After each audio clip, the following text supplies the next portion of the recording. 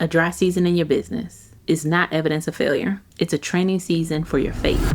Revenue is a little slow right now, and prospects keep telling you, not right now. I think I know exactly what you did recently. After a long day, trying to force out content, tweaking your offer, feeling completely exhausted, you sat down, opened up a private browser, and quietly scrolled through Indeed or LinkedIn Jobs. You probably dusted off your resume just to see what's out there, just in case. And in the quiet moments, you are secretly asking yourself, did I make a mistake leaving my corporate career? Am I really cut out for entrepreneurship? Right now, the story you're telling yourself is that you are just being practical. You are telling yourself that the market is tough. Your offer might be the problem. It might be broken. And securing a backup plan is just the wise, responsible thing to do to protect your family's financial security. But what if? What if I told you that your practical backup plan is the exact thing that's blocking your blessings? What if the desire to go back to corporate has absolutely nothing to do with your capability as a founder and everything to do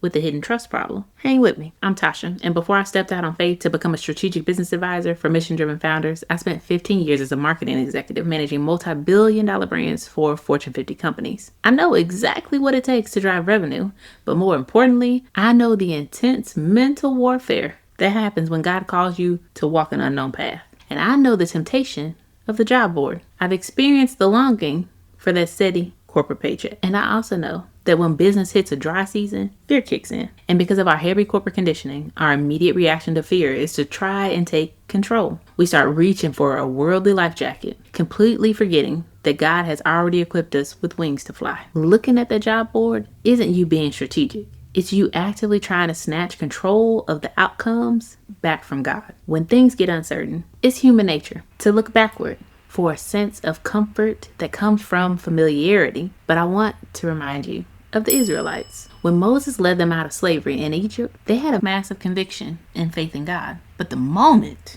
they hit the uncertainty of the wilderness and things got hard, their faith wavered. They started saying, maybe we should have just stayed in Egypt. At least did God bring us out here just to die? At least we had food back there, Lord. But here's the danger. They didn't just doubt the promise in front of them. They rewrote their own history. They remembered the food, but somehow they conveniently forgot the slavery. You are doing the exact same thing right now. When the entrepreneurial wilderness gets hard, you start looking back at your corporate career with longing, and you remember the steady paycheck, the perks, and all the good things and the award ceremonies and all those things. But you are conveniently forgetting the burnout, the toxic culture, and the soul-crushing meetings that made you leave in the first place. And here's the strategic truth you need to anchor in today. Bondage packaged in nostalgia is still bondage. The wilderness is not evidence that God was wrong when he called you to build this business.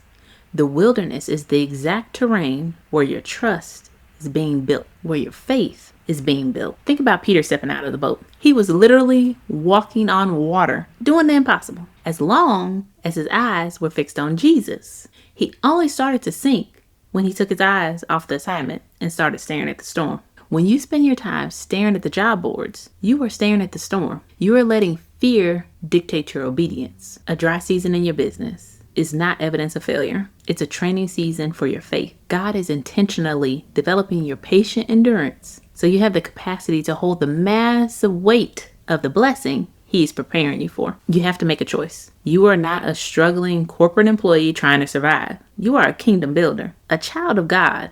And if God called you to it, he will equip you for it. But you cannot faithfully build the business God assigned to you if you are keeping one foot out the door. Obedience is the path to peace, and faith is the path to freedom. Isolation breeds doubt. The absolute worst thing you can do when you are in a hard season is sit alone with your thoughts and try to navigate it by yourself. You don't need a new marketing tactic, not right now. And you definitely don't need to update your resume. You need to break your isolation. If you're a faith-led entrepreneur and you are tired of battling the mental swirl alone, click the link in the description to learn more and join the Faith First Founders community. You need to be surrounded by a flock of like-minded believers who understand exactly what you're going through, who will prop up your arms when you're weary, and who will keep you off the job boards, being double-minded with one foot in and one foot out. Now, close the private browser tab. God's got you, and I'll see you in the next video.